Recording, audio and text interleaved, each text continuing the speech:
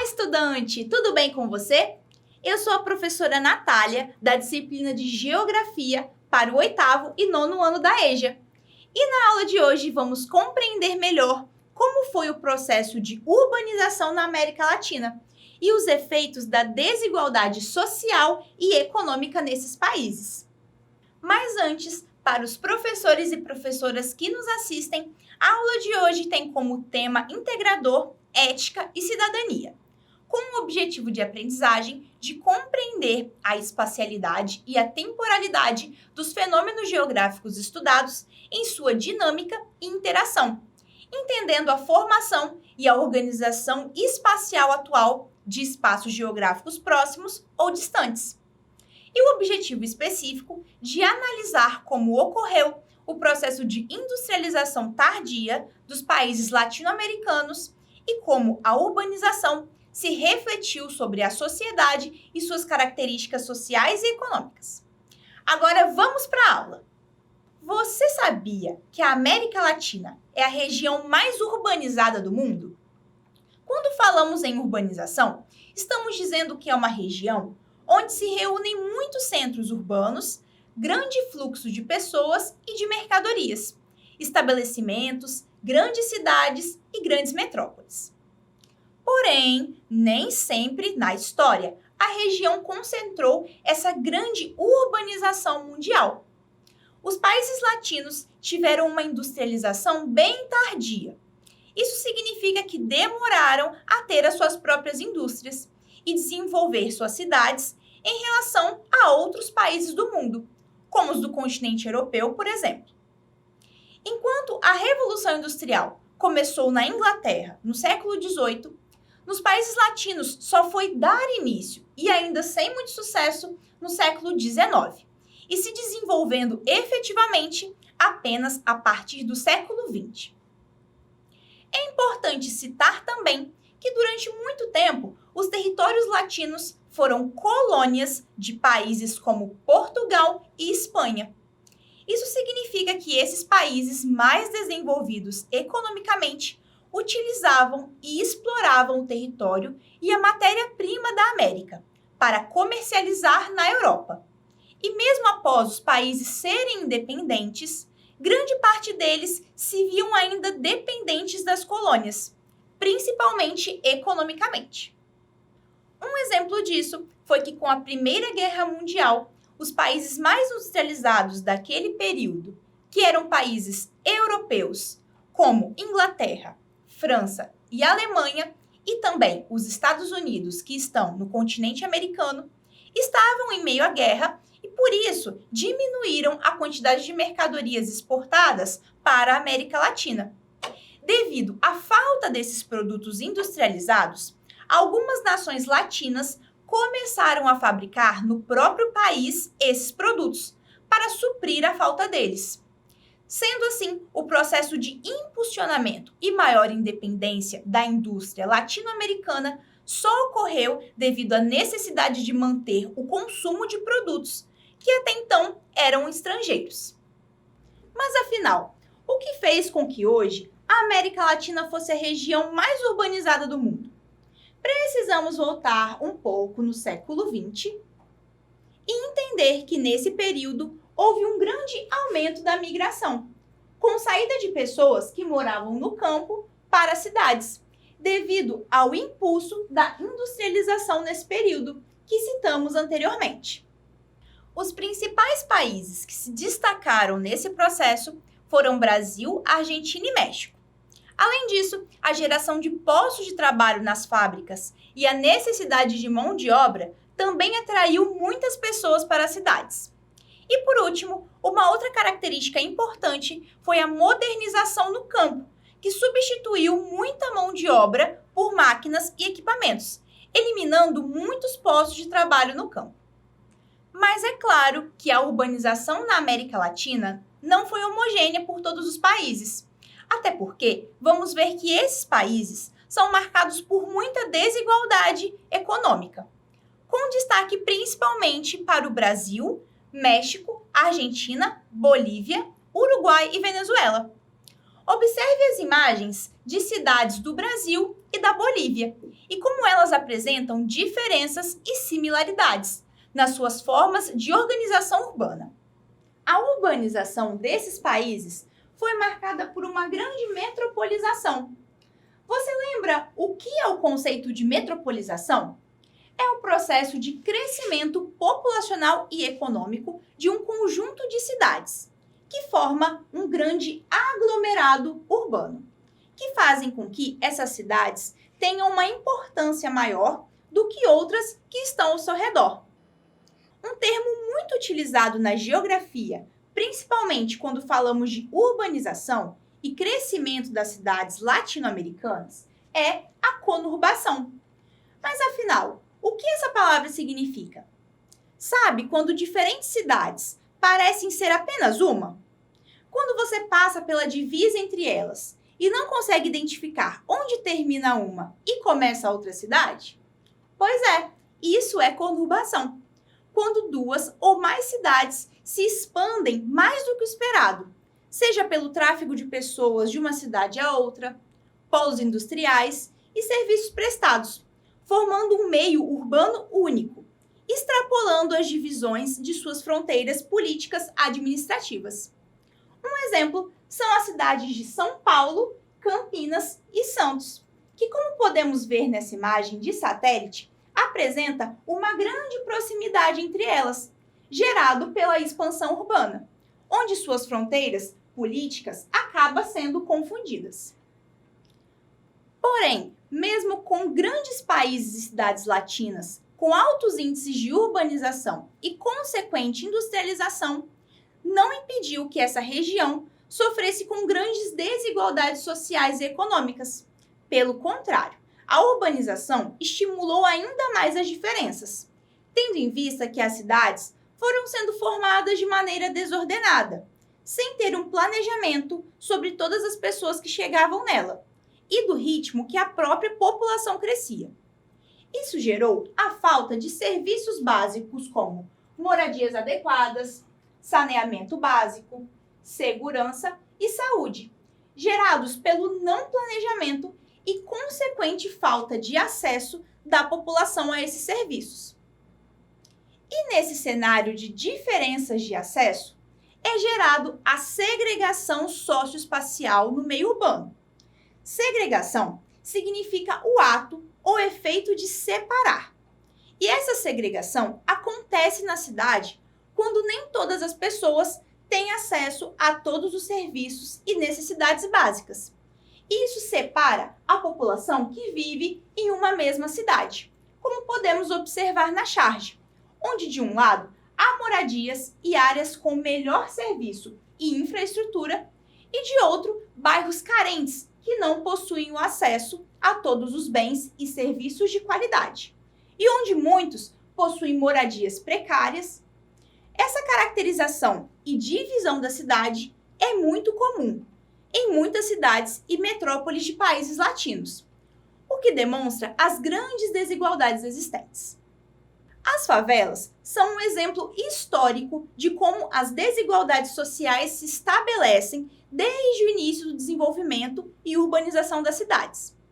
As favelas, na maior parte das cidades, estão localizadas em periferias, ou seja, nas áreas periféricas ao redor da cidade, se distanciando das áreas centrais, onde na maior parte delas conta com os melhores serviços e melhor mobilidade para a população.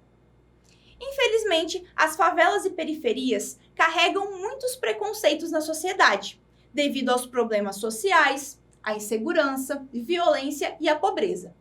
Mas será que as favelas são resumidas apenas a essas características? Vamos assistir um vídeo que vai contar um pouco a história do surgimento das favelas no Rio de Janeiro e de suas características de formação e organização. Assistam com atenção.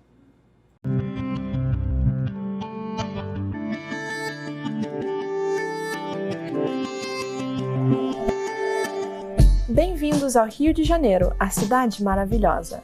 Com energia contagiante, povo acolhedor e paisagens incríveis. Lar do Cristo Redentor, Pão de Açúcar, Praia de Copacabana, Arcos da Lapa e celebrações do Carnaval e do Réveillon. e suas favelas que são também muito importantes, porém muito menos celebradas. Originadas no final do século XIX, as favelas estão presentes por toda a cidade. O que são as favelas? Como elas surgiram? Entre 1532 e 1888, o Brasil importou 5 milhões de africanos escravizados, mais do que qualquer país na história do mundo. O Brasil foi o último país nas Américas a abolir a escravidão em 1888. Os governantes que se enriqueceram com a escravidão não estavam preocupados com a situação dos ex-escravos. Os afro-brasileiros tiveram que se defender sozinhos, indo em busca de trabalho e tendo que viver em assentamentos informais.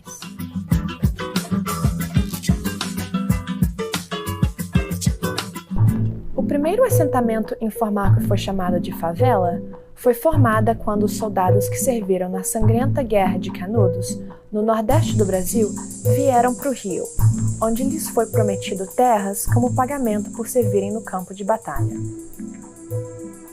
Quando chegaram e descobriram que não existia terra prometida, eles fizeram um protesto na frente do Ministério de Guerra. Após o protesto, eles foram relegados para um morro nas proximidades, que nomearam de Morro da Favela, em referência a um arbusto espinhoso e resistente de Canudos. Muitos ex-escravos e trabalhadores rurais sistematicamente excluídos migraram para a cidade em busca de uma vida melhor e se uniram aos ex-soldados e também formaram novas favelas.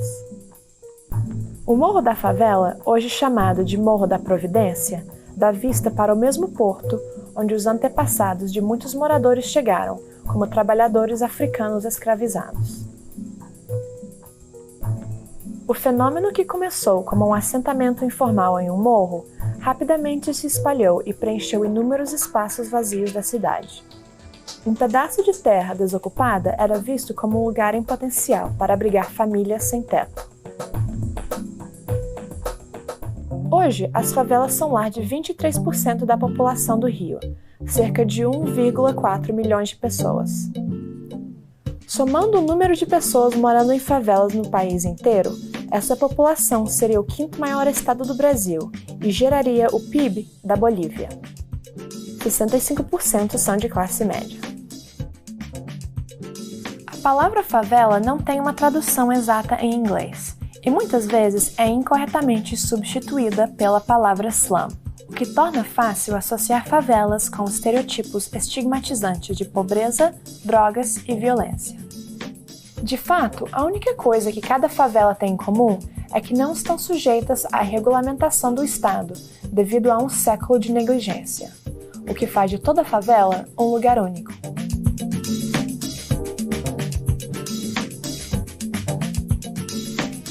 Então, vamos ir mais fundo e dar uma olhada nos 4 elementos típicos de todas as favelas. Primeiro, as favelas se formaram porque não havia lugar para os migrantes e descendentes de escravos viverem. Sem acesso ao mercado formal, a única opção foi construir suas casas em territórios baldios. 127 anos após a abolição, as favelas continuam a ser as principais opções de habitação a preços acessíveis. Segundo, as favelas, historicamente, não são regulamentadas pelo governo. As favelas no Rio se autodesenvolveram ao longo de um século, devido à negligência do governo, que até os dias de hoje perpetuam os problemas de saneamento, segurança e acesso inadequado aos recursos da cidade. Terceiro, as favelas foram construídas por seus moradores, tijolo por tijolo. A maioria das favelas tem abrigado famílias por várias gerações, produzindo uma rica história em cada lar. Os moradores investem em suas casas, usando os mesmos materiais que são usados para construir os apartamentos regulamentados, que estão algumas quadras abaixo das favelas. Quarto, as favelas no Rio possuem qualidades urbanísticas que muitas vezes são ignoradas pela mídia e pela própria sociedade. Por exemplo, moradias a preços acessíveis em áreas centrais, espaços públicos orientados para pedestres, comunidades conectadas e um alto índice de empreendedorismo comercial e cultural. Nós também pedimos a moradores que descrevessem os seus lares e comunidades em algumas palavras. Em seguida, as suas reflexões. Significa minha casa. Bom, cultura, lazer, morro, pago funk, escola, abandono, amor, carisma, educação, barraco, liberdade, esquecimento, tiro, talentos, união, jogo de poderes, família, solidariedade, arte, resistência.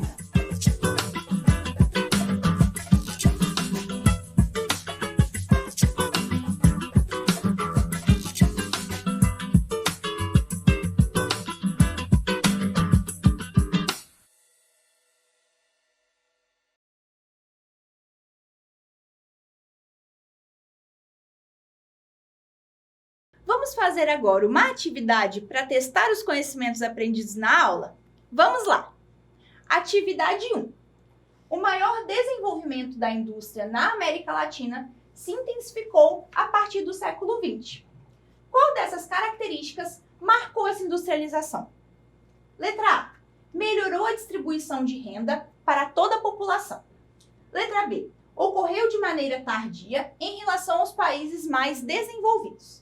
Letra C. Surgiu em razão do investimento de empresas privadas. Vou dar 15 segundos para você pensar na resposta.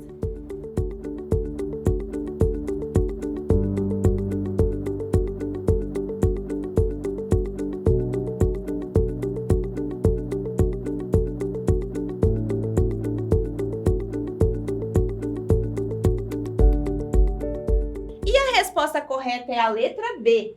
Ocorreu de maneira tardia em relação aos países mais desenvolvidos. E agora, uma atividade de pesquisa para que você possa fazer em casa ou na escola, com a ajuda dos colegas, professores ou familiares. Pesquise como são as periferias de outros países da América Latina e da Europa, e quais as características urbanas, sociais e econômicas que se diferenciam e se aproximam da realidade da maior parte das periferias brasileiras. Vou dar 30 segundos para você anotar ou tirar foto da questão.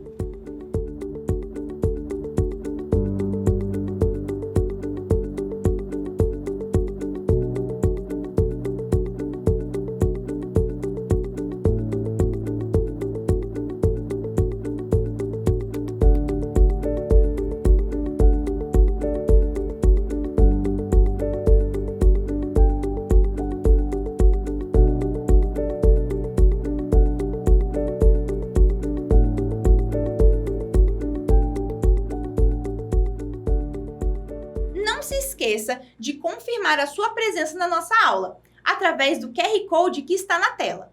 É muito importante a sua participação e confirmação de presença na aula. Caso tenham dúvidas, sugestões ou queiram acompanhar as novidades e as programações das aulas, sigam a gente no Instagram, no @Dever em Casa na TV. Na aula de hoje, falamos sobre as características do processo de industrialização na maior parte dos países da América Latina e de como o processo de urbanização das cidades esteve interligado com a criação das indústrias e a chegada de muitos migrantes nas cidades. Vimos que hoje a América Latina concentra em seus países a maior urbanização do mundo e também os maiores níveis de desigualdade nas cidades, que ainda apresentam muitas divisões entre ricos e pobres e a falta de amparo e auxílio básico para as populações urbanas.